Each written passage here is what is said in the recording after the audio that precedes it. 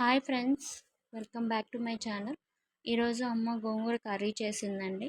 నాకు చాలా ఇష్టమైన కూర. మీరు కూడా తప్పకుండా ట్రై చేయండి. అమ్మ చేసే ప్రతి కూర చాలా బాగుంటుంది కదండి.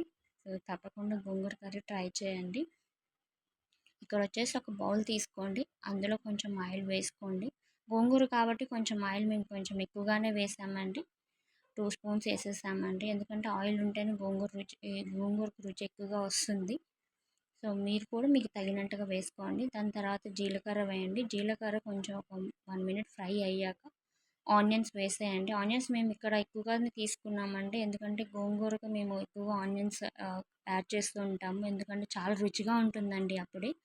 ఇక్కడ ఆనియన్స్ కొంచెం బాగా ఫ్రై అయ్యేంత వరకు మగ్గించండి. కొంచెం పసుపు యాడ్ చేసాము.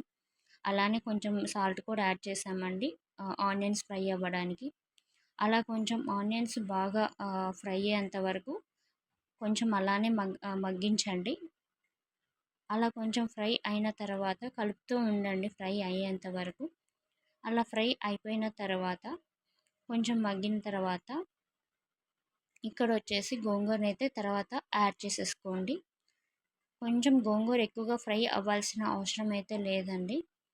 కొంచెం లైట్గా ఇలా కొంచెం లైట్గా వేసిన 5 నిమిషాలకి అయిన తర్వాత వెంటనే కారం అయితే వేసేసుకోండి.